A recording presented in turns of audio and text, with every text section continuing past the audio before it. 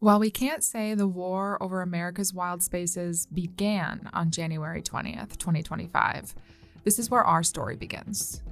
On January 20th, a new regime stepped into power. One who swore to protect capitalism and to boost American energy dominance at any cost. Illegal firings, public land sales tossed around like parade candy, science and American history pushed aside to hide the truth of the lands and erase the people who call it home.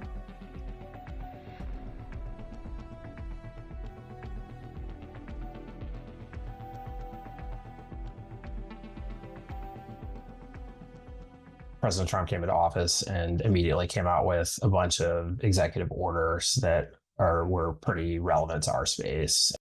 I think the phrasing was like unleashing American energy or something along those lines, but it's really kind of a return to the energy dominance policies of his first administration. So, what those energy-focused EOs really did was to direct the agencies to focus all of their energies on fossil fuel energy development and to review regulations, guidance, any policies that they have that seem to stand in the way of really making oil and gas development the number one priority in public lands.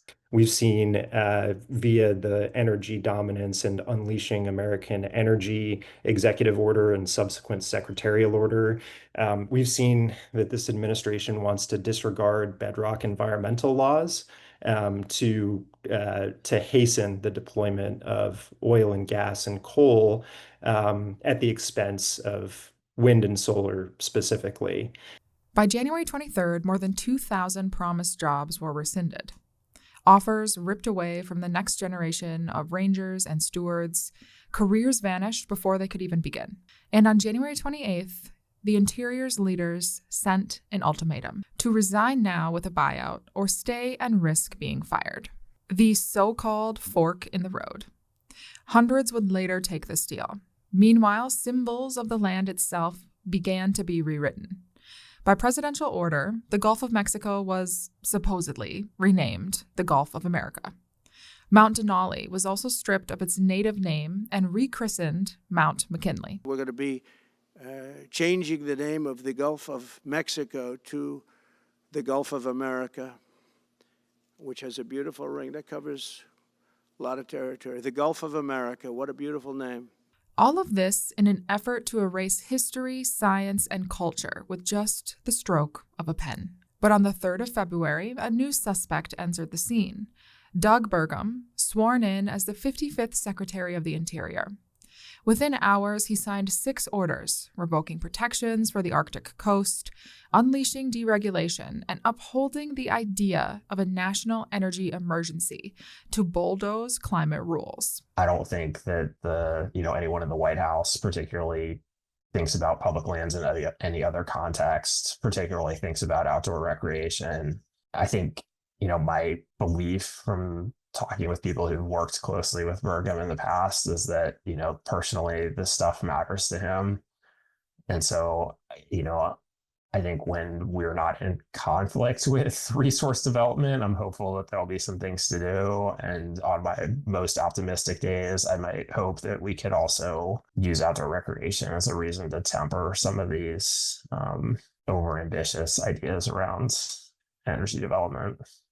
On February 4th, offices were targeted for lease cancellations and shutdowns. 1 week later, Trump signed an executive order for workforce optimization, a government-wide restructuring plan that hit land management agencies the hardest. And the consequences were pretty much immediate. On February 14th, nearly 1,000 probationary park employees were fired. Young rangers and scientists were dismissed before they ever earned protections, and even seasonal workers were not spared. On February 18th, up to 7,700 temporary jobs were exempt from the freeze, but no one knew if or when permanent roles would ever return. By late February, the methods grew pettier as staff were forced to submit 5 weekly accomplishments or face consequences. Travel beyond 50 miles was banned, and government credit cards were capped at just $1, so parks could not even afford to buy toilet paper. On February 25th, more than 700 staff resigned under the Fork in the Road offer. There's already been approximately a 10% cut reduction in workforce at the Forest Service, at the National Park Service. And, I think the thing that's kind of crazy about all of this is, one, the public lands management agencies were really understaffed to begin with. They really did not have the resources they needed to fulfill all of their stewardship responsibilities. But second, the way that they went about these cuts was to focus on people who, have less than 1 year of service time or are on some kind of probationary status, which is what happens after you get a promotion or if you transfer within the agency.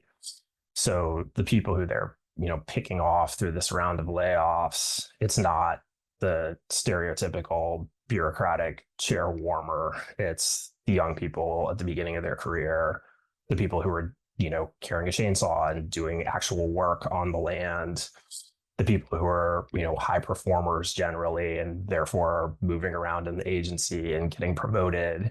And that's who we've lost so far. We've seen some of these places, take 50% reduction in staff. If you think about that in terms of a visitor center, if half of your people aren't coming, that's directly going to impact operating hours, right? If there were 4 people and there's 2 left now, 2 people having to manage 9 to 5 open hours, that's a lot. You're not taking into account, sick days, people's vacation, all of the things, right, that we all know as employees in our jobs, wherever that is, right? If you start cutting staff, it starts to be harder to just provide the customer service. And so you're cutting back on just that very tangible piece. By March, the fork in the road was behind us. On March 10th, the Interior Department renamed Anahuac National Wildlife Refuge. Well, it's official. The Anahuac National Wildlife Refuge has a new name. It was changed in honor of Jocelyn Nungarai, the 12-year-old girl who was murdered last year in Houston. Governor Greg Abbott sharing photos on X of yesterday's renaming ceremony. President Trump announced his executive order to rename the refuge during his State of the Union address. He has been outspoken about Nungarai's case since her accused killers were in the country illegally. They are both charged with capital murder and face the death penalty.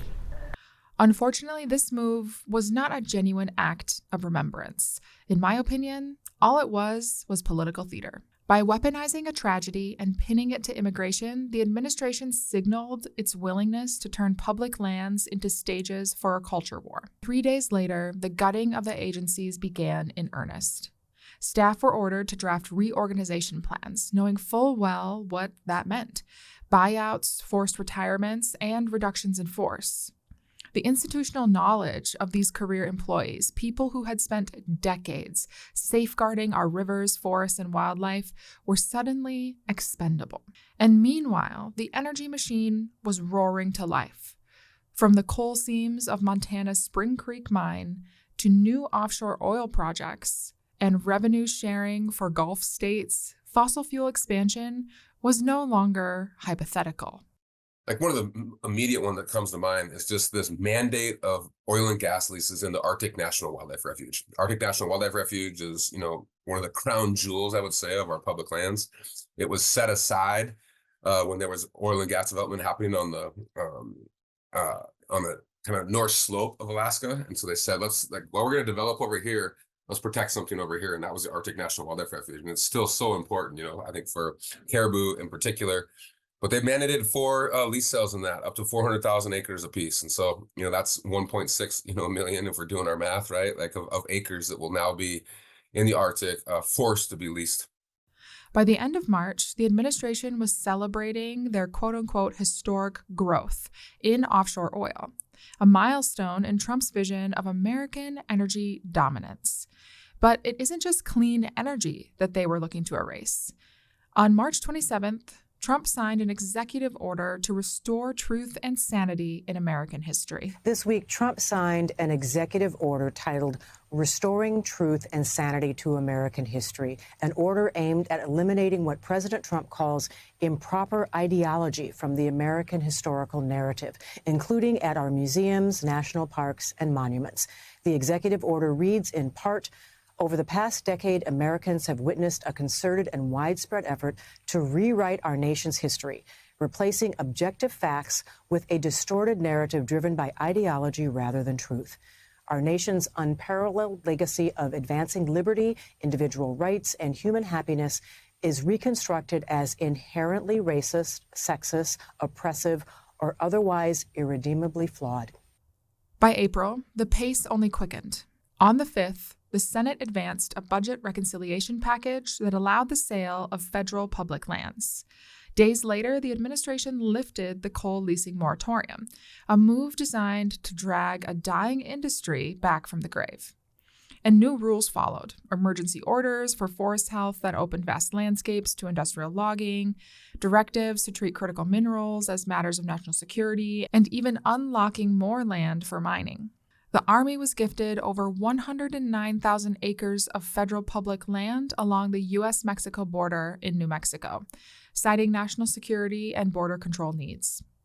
Then finally, we received a peek behind the curtain. On April 22nd, a draft of the Interior Department's new strategic plan made its way into the press. The Department of Interior's draft of their strategic plan outlined priorities of revenue generation from extraction, monument boundary changes, weakening the Endangered Species Act, and NEPA protections, as well as more staff reductions.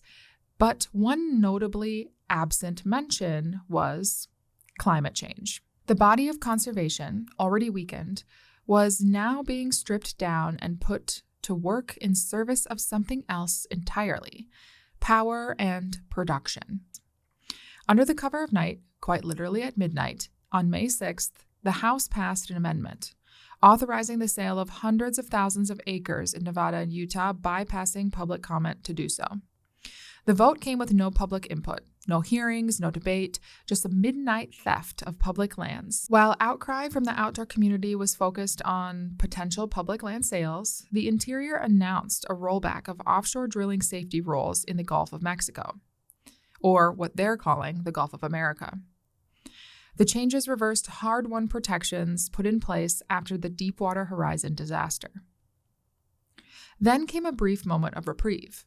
A federal judge blocked the administration's attempt to carry out mass layoffs at the National Park Service, ruling the move unlawful. But one of the most pinnacle turning points arrived on May 22nd, 2025, when the House passed Trump's One Big Beautiful Bill, or H.R. 1, the cornerstone of his legislative agenda. But the resistance continued. On May 29th, youth activists filed lawsuits accusing the administration of violating their constitutional right to a livable future.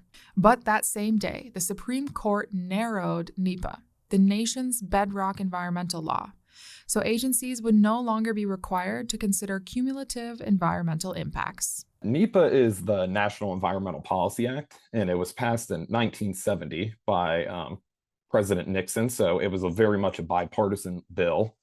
And really, it's a cornerstone because it requires the federal government to consider the environment and the impacts on the environment in any what they call a major action. So any project, if they're building power lines or roads or buildings, they have to go through different processes to make sure that the impact on the environment is not, bad. Despite consistent public outcry, by the end of the month, new leases were being approved under emergency designations. Plastic bans in national parks had been overturned, and protections we once thought were permanent were then stripped away. By June, the Interior proposed rescinding the 2024 rule on Alaska's National Petroleum Reserve to remove regulatory barriers and restore expeditious oil and gas development, supporting their narrative of American energy dominance.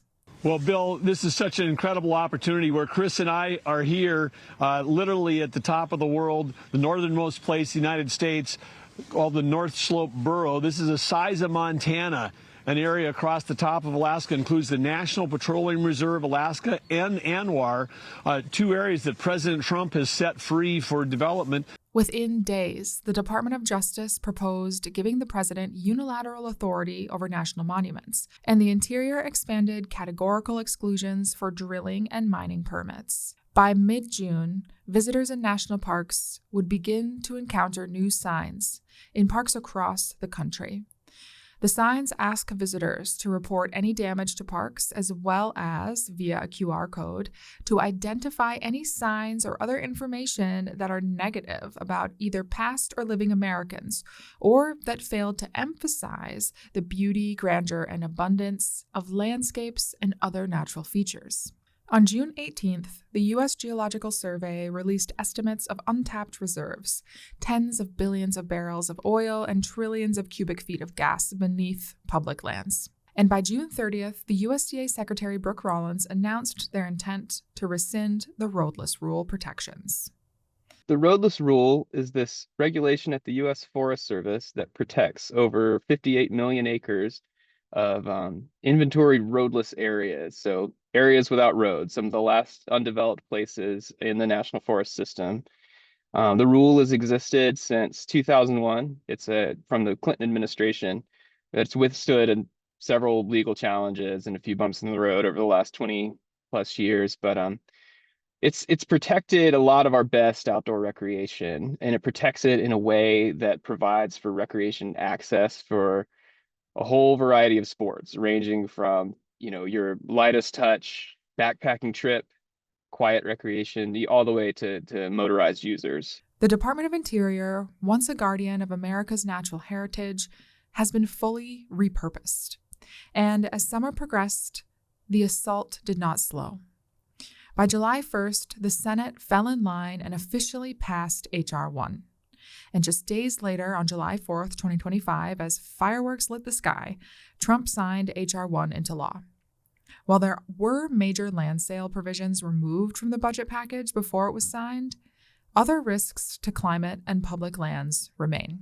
What H.R. 1 does is it makes all lands that are eligible for oil and gas leasing, which is 200 million acres, as we have in our report, available for oil and gas leasing if industry decides to nominate them.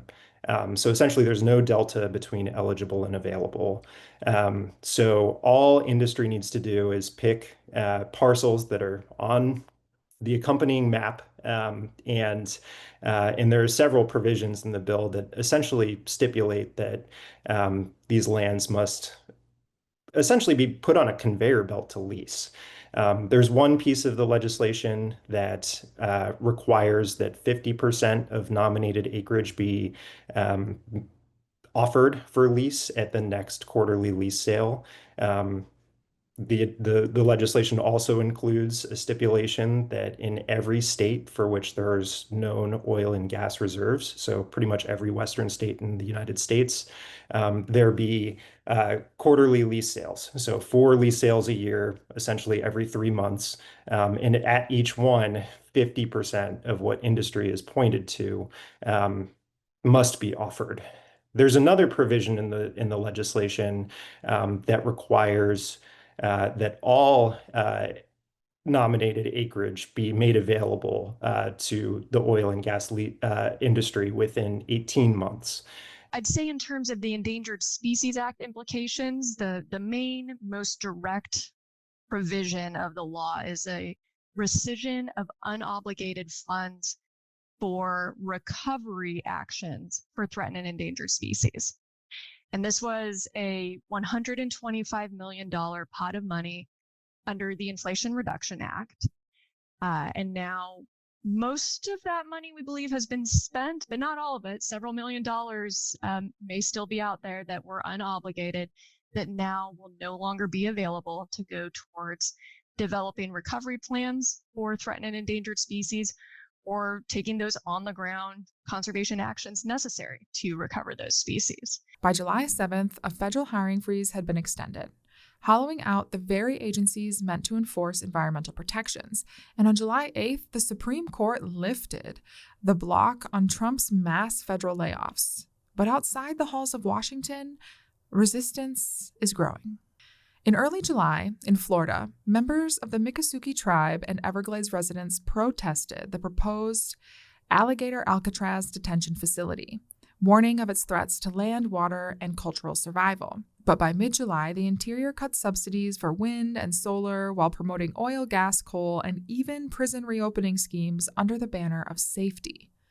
On July 18th, Congress approved Trump's request to claw back nearly $9 billion in funding, stripping $1.1 billion from public broadcasting and slashing supports for parks, wildlife refuges, and the Environmental Protection Agency. Just 1 week later, on July 25th, the House Committee on Natural Resources Chairman Bruce Westerman and Representative Jaron Golden introduced something called the SPEED Act, the Standardizing Permitting and Expediting Economic Development Act. Its title promises efficiency, but its substance is striking at the heart of the National Environmental Policy Act. The SPEED Act, it does a number of things.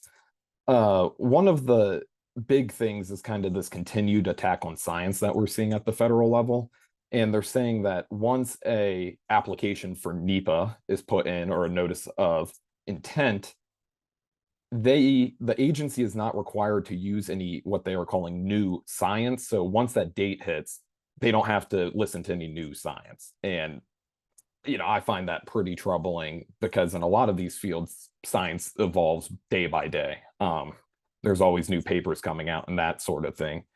And then another really big one is to sue, to litigate a NEPA process. You have to have what they're calling a substantive and unique comment that is submitted by the comment deadline. All NEPA processes have this really crucial public involvement piece. And that's a vague language, and what it's really doing is removing the people's ability to litigate decisions that they don't agree with, or they think are incorrect, or that the agency didn't really one, do what they should be doing, and two, listening to the public. And there's a bunch of other things that are going on in the bill. It's increasing environmental impact statement timelines, so it's doubling them from 5 to 10 years, so they kind of have agencies would not have to do as many. And I don't think that's necessarily a bad thing, but what it's ultimately doing, the environment is changing at any given moment. And what, the national forest around Missoula looked like 10 years ago is significantly different than now. From the earliest days of the Trump presidency, NEPA has been a recurring target, chipped away by executive orders, narrowed by agency rulemakings, and undermined by industry influence. The SPEED Act is not yet law, but it is pushing the administration's agenda one step further. By the end of July, the Interior launched a new critical minerals initiative, held an oil and gas lease sale in New Mexico worth over $58 million, transferred approximately 285 acres of public lands to the Department of the Navy in Arizona, and stripped away protections for special areas in Alaska's petroleum reserve. Well, the MPRA was originally established over 100 years ago as a storehouse for our Navy's oil needs, and times changed over 100 years.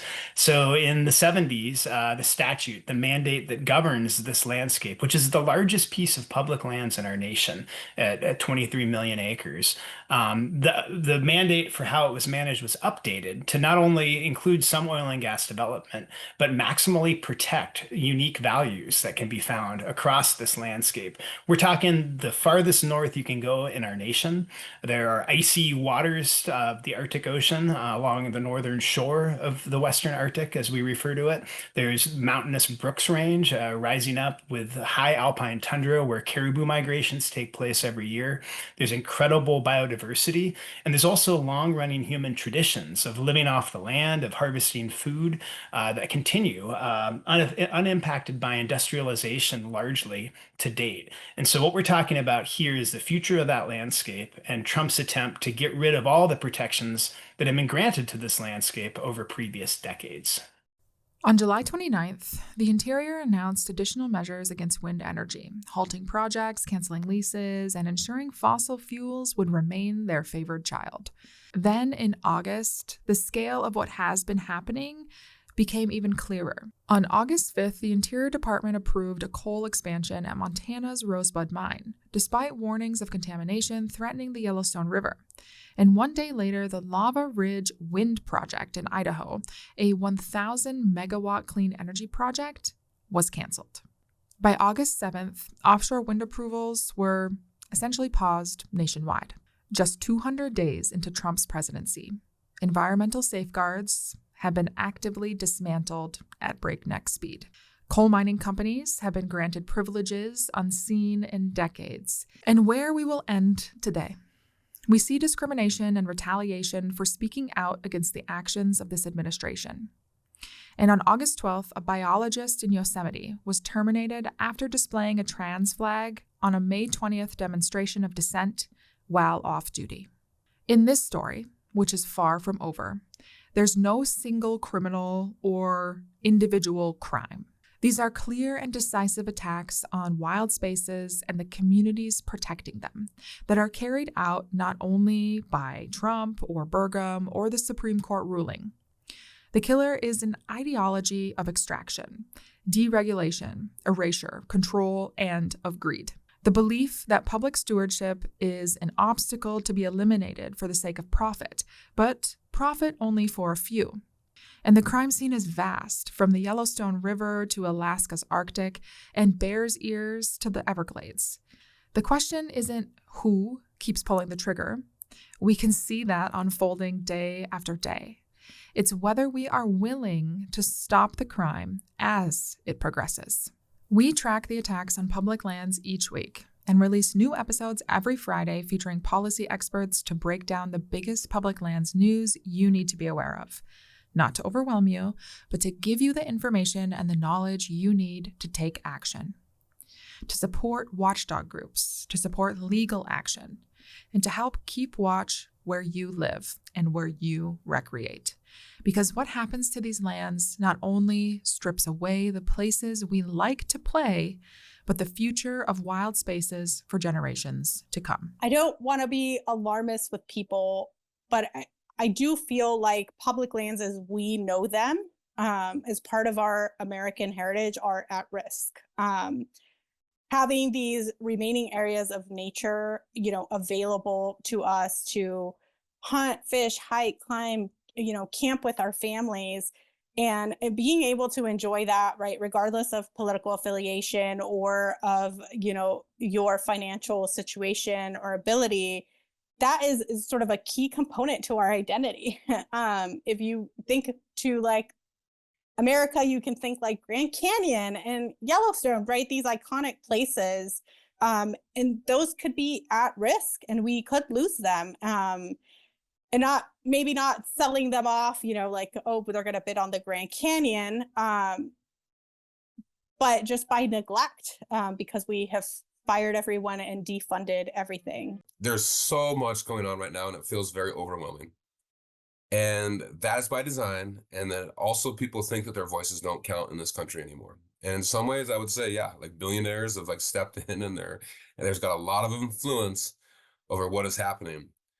But our voices don't count if we don't use them. And I still believe in democracy and I still believe in the people. And so no matter what it is, I think like talking to your neighbors, taking action, like if you're into art, make some like bumper stickers or make some drawings. If you're into music, make a song or like sing about, this land is your land, do a cover of it, whatever it is. Add your talent to this and do something about it, because I again, like the squeaky wheel gets the grease in this country, which basically means that like we the people have to stand up and say this is what we want. We have to demand it. And I think that happened in the public land sale. We should all, revel in that, I would say, but also know that this fight is far from over and there's many other things that are happening. If you'd like to see a full timeline that we update every week, you can view the Public Lands Timeline document in the show notes. This is a live document and it is continuously updated. So if you ever see that there are things that we missed, please feel free to reach out so I can keep the timeline as accurate and up to date as possible. If you want more details from any of the interviews we featured here, check out the show notes or timeline document for links back to the full podcast episodes. Thanks for caring about our public lands as much as we do. And remember, together, we can create a better outdoor space as we recreate.